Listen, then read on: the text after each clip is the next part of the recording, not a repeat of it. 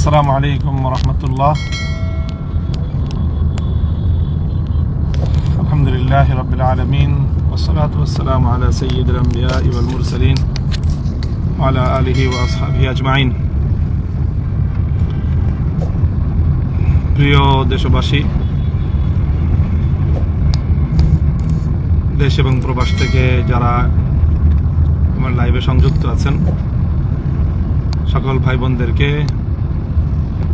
আমি স্বাগত জানাচ্ছি আমাদের লাইভ প্রোগ্রামে। আমরা গতকাল 12ই ফেব্রুয়ারি বাংলাদেশের ইতিহাসে খুব গুরুত্বপূর্ণ একটি দিবস আমরা পালন করেছি। বাংলাদেশের ত্রয়োদশ জাতীয় সংসদ নির্বাচন হয়ে গেল গতকালকে। তো এই নির্বাচনে আমরা 11 দলীয় নির্বাচনী ঐক্য জোটের পক্ষ থেকে আমরা জোটগতভাবে নির্বাচনে অংশগ্রহণ করেছি। বাংলাদেশ খেলাফত মজলিসের পক্ষ থেকে 11 দলীয় জোট সমর্থিত 26 জন প্রার্থী এই নির্বাচনে অংশগ্রহণ করেছি আমরা। আলহামদুলিল্লাহ, দেশের জনগণ, ভোটারগণ আমাদেরকে আমাদের প্রত্যাশার মোতাবেক অনেকেই, প্রায় সকলকেই আমাদেরকে ব্যাপকভাবে গ্রহণ করেছেন এবং বিপুলভাবে আমাদেরকে সমর্থন ব্যক্ত করেছেন, ভোটাধিকার প্রয়োগ করেছেন। তার মধ্যে অন্যতম একটি আসন ছিল আমার ঢাকা 13-186 নম্বর আসন, যেটি এই আসনটি আপনাদের অনেকেরই, যারা দেশ, জাতি এবং ইসলামকে ভালোবাসেন, আপনাদের অনেকেরই একটা আগ্রহের বিষয়ে পরিণত হয়েছিল। সারাদিন আপনারা সকলে এটা নিয়ে খুব উদ্বেগ এবং উৎকণ্ঠার মধ্যে ছিলেন, এবং সকল উদ্বেগ উৎকণ্ঠার পর অনেক নাটকীয়তার শেষ পর্যন্ত রাত গভীরে আমাদেরকে এই আসনে পরাজিত ঘোষণা করা হয়। আমরা বর্তমান এই রাজনীতিতে এই নির্বাচনকে কেন্দ্র করে আমরা একটা নীতিগত অবস্থান গ্রহণ করেছি। সেটা হলো বাংলাদেশের যে চলে আসা রাজনৈতিক একটি নেতিবাচক ধারা, নির্বাচনে হারলে সকলেই নির্বাচনের ফলাফলকে প্রত্যাখ্যান করে। আমরা গতানুগতিক সেই পথে যেতে চাইনি। নির্বাচনে পরাজয়কে আমরা স্বাভাবিকভাবেই গ্রহণ করা, সম্পূর্ণ ইতিবাচক মানসিকতা নিয়েই আমরা নির্বাচনকে ফেস করেছি, এবং আমাদের প্রাথমিক প্রতিক্রিয়া এবং আমাদের পক্ষ থেকে সেই ধরনের বক্তব্য মিডিয়াতেও এসেছে। সময় যত গড়াচ্ছে আমাদের কাছে এই নির্বাচনের ভয়াবহ কিছু চিত্র উঠে আসছে, যার কারণে আমরা দেশের স্বার্থে এবং দেশের নির্বাচনী গণতান্ত্রিক পরিবেশকে রক্ষা করার স্বার্থে, দেশের মানুষ যে ভোটাধিকার প্রয়োগ করার জন্য দীর্ঘ প্রতীক্ষায় ছিল, মানুষের যে আবেগ এবং উচ্ছ্বাস, তাদের মতামতের ভিত্তিতে তাদের জনপ্রতিনিধি নিযুক্ত হবে, সেই আবেগের প্রতি যে চরমভাবে যে বৃদ্ধাঙ্গুলি প্রদর্শন করা হলো, জনগণকে নিয়ে যে তামাশাটা করা হলো অনেক জায়গাতেই, আমরা সেটার বিষয়ে কিছু তথ্য এবং কিছু বক্তব্য না তুলে ধরে আর পারছি না। আপনারা সকলেই গণমাধ্যম সূত্রে ইতিমধ্যে জেনেছেন যে গত রাত্রেই আমি এই বিষয়টি নিয়ে, বিশেষ করে আমার ঢাকা 13 আসনের সুনির্দিষ্ট সমস্যাগুলোর অভিযোগ নিয়ে আমি নির্বাচন কমিশনে গিয়েছিলাম। রিটার্নিং কর্মকর্তার সাথে কথা বলেছি। রিটার্নিং কর্মকর্তা আমাকে নির্বাচন কমিশনের সিনিয়র সচিবের সাথে কথা বলতে বলেন। আমি তার রেফারেন্সে নির্বাচন কমিশন সচিবের সাথে কথা বলি, কিন্তু নির্বাচন কমিশন সচিব এই ব্যাপারে তার কোনো এখতিয়ার নাই মর্মে ব্যক্ত করেন।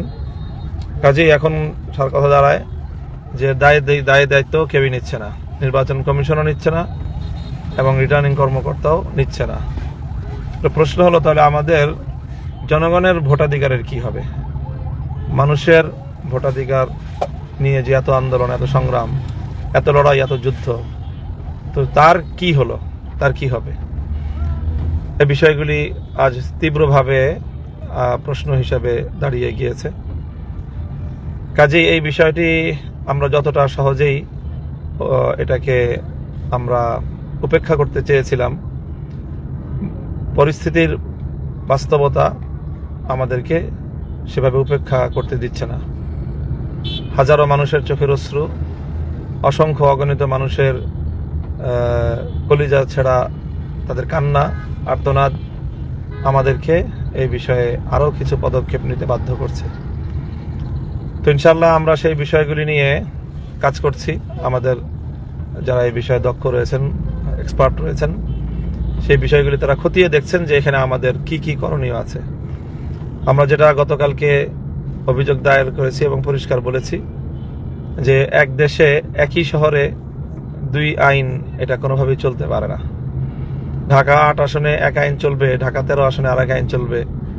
ঢাকা ৮ আসনে যেই গ্রাউন্ডে মির্জা আব্বাস সাহেবের ব্যালটগুলো বৈধ বলে, ওনার পক্ষের বলে গণ্য হবে, একই গ্রাউন্ডে ঢাকা 13 আসনে মামুনুল হকের ব্যালটগুলো অবৈধ, বাতিল বলে গণ্য হবে।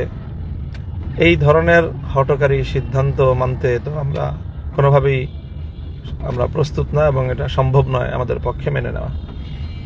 এই বিষয়ে সুনির্দিষ্ট অভিযোগ দায়ের করার পরেও রিটার্নিং কর্মকর্তা এবং নির্বাচন কমিশন সচিব মহোদয় তারা পরস্পরের দিকে তারা পরিস্থিতি ঠেলে দিচ্ছেন, দায় দায়িত্ব কেউ নিচ্ছেন না। কিন্তু এর মধ্য দিয়েই আবার রিটার্নিং কর্মকর্তা আমার আসনে প্রার্থীকে বেসরকারিভাবে বিজয়ীও ঘোষণা করছেন। তো এটা তো জনগণের ভোটাধিকার নিয়ে সির্ফ তামাশা করা ছাড়া আর কিছুই না। আমরা দ্ব্যর্থহীন ভাষায় বলছি যে আমরা যাবতীয় প্রক্রিয়া অবলম্বন করছি। এই সময়টা আমরা খুব তাড়াতাড়ি সমস্ত ডকুমেন্টস এবং মাঠ পর্যায় থেকে সকল তথ্যগুলো সংগ্রহ করছি। এই সংগ্রহ করতে আমাদেরকে একটু সময় নিতে হচ্ছে। কালকে সকলেই ক্লান্ত, শ্রান্ত, বিধ্বস্ত অবস্থায় যার যার জায়গায় রয়েছে। ইতিমধ্যে আমরা তাদের সকলের সাথে কথাবার্তা বলে আমরা আমাদের যে দাবিগুলো, সেই দাবিগুলোকে প্রমাণ সাপেক্ষে, প্রমাণ সহ উপস্থাপনের প্রস্তুতি নিচ্ছি এবং তারপরে আমরা আইনগত সহ আমাদের সকল পর্যায়ের করণীয়গুলো আমরা করব ইনশাল্লাহ। এবং সেটা নিয়ে বিভিন্ন পরিসরে আমাদের এখানে নির্বাচন কমিটি ছিল, নির্বাচন পরিচালনা কমিটি, সেখানে আলোচনা হয়েছে এবং সেই আলোচনার প্রেক্ষিতে আমাদের প্রস্তুতি পর্ব চলছে। আমরা আইনজীবীদের সাথে মত বিনিময় করেছি। এখন আমরা আমাদের সাংগঠনিক ফোরামে এই বিষয়গুলো নিয়ে আলোচনা করব এবং জোটের যৌথ বৈঠকেও আজকেই এই বিষয়গুলি আলোচনা হয়ে আমি আশা করছি যে রাতের মধ্যে আমরা কোনো একটি চূড়ান্ত সিদ্ধান্তে উপনীত হতে পারবো ইনশাল্লাহ।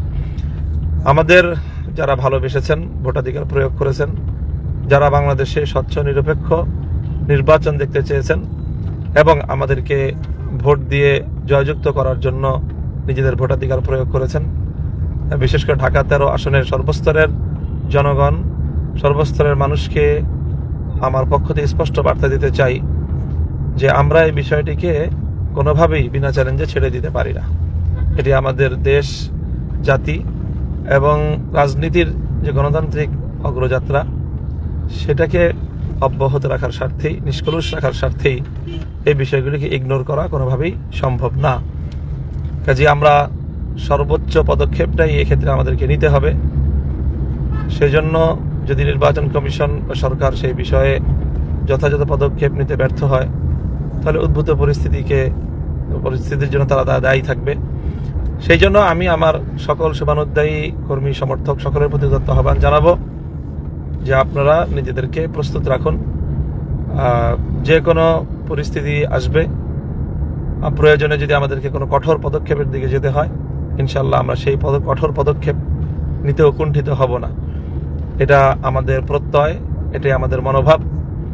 এই মুহূর্তে আমি এতটুকু বলছি যে আমরা এটা নিয়ে চিন্তা করছি এবং ইতিমধ্যে কয়েকটা স্তরে, কয়েক ফোরামে আমরা আলোচনা করে নীতিগত সিদ্ধান্তও নিয়েছি। এখন অবশিষ্ট ফোরামগুলিতে আলোচনা করে সকলের মতামত এবং সকলের বক্তব্য নিয়েই আমরা চূড়ান্ত আমাদের কর্মসূচি অথবা চূড়ান্ত পদক্ষেপের দিকে আমরা অগ্রসর হব এবং সেটা ইনশাল্লাহ আজকালের মধ্যেই। তো আপনারা বিষয়গুলিকে নিজেদের আলোচনার মধ্যে রাখুন। যেই পয়েন্টগুলো আমি গতকালকেও বলেছি নির্বাচন কমিশনে গিয়ে মিডিয়ার সামনে, যে একটি হলো যে একই ধরনের ব্যালট আমাদের আসনে যেগুলো বাতিল বলে গণ্য হয়েছে ঢাকা ৮ আসনে, একই সেম ধরনের বিষয় সেখানে গ্রহণযোগ্য হয়েছে। তো এই ধরনের দ্বৈত নীতি কোনোভাবেই আমরা মানতে পারি না। এরকম বৈষম্যমূলক ব্যবস্থা মির্জা আব্বাস সাহেব যেই কারণে ওনার ভোট গণ্য হবে, মামুনুল হকের ভোট সেই কারণে গণ্য হবে না কেন, এর জবাবদিহিতা নির্বাচন কমিশন এবং রিটার্নিং কর্মকর্তাদেরকে জাতির সামনে করতেই হবে এবং সেই জবাব আমরা নিয়েই ছাড়বো ইনশাল্লাহ। সেজন্য আমাদেরকে যদি ওনারা কঠোর হতে বাধ্য করেন, তাহলে আমাদের পক্ষে তো কঠোর হওয়া ছাড়া কোনো উপায় নেই। আমরা চাই না দেশের মধ্যে কোনো ধরনের এই মুহূর্তে কোনো অস্থিতিশীলতা অথবা কোনো ধরনের উত্তেজনা সৃষ্টি হোক। এজন্য আমরা গতকালকে তাৎক্ষণিক বলেছি, আজও বলছি, এবং আমরা লিখিত সকল প্রমাণাদি সহ তাদের কাছে বিষয়গুলো সাবমিট করব। এরপরেও যদি তারা এ বিষয়ে কার্যকর পদক্ষেপ গ্রহণ করতে গড়িমসি করে, তখন আমাদের যা করার আমরা ইনশাল্লাহ সেটাই করব। আমাদের সকল সমর্থক, ভালোবাসার মানুষ, দেশপ্রেমিক জনতা, ইসলামী জনতা, আপনাদের সকলকে সেটার জন্য পরিপূর্ণভাবে প্রিপেয়ার্ড থাকার আমি আহ্বান জানাচ্ছি।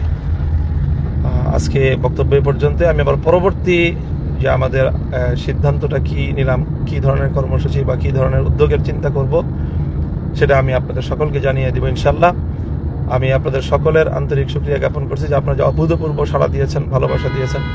সেই সাথে গতকালকে সন্ত্রাসী হামলায় বেশ কয়েকজন আমাদের নেতাকর্মী আহত হয়েছেন, ইনজুর্ড হয়েছেন। তাদের প্রতি সমবেদনা জ্ঞাপন করছি। তাদের সবাইকে আমি দেখতে গিয়েছিলাম।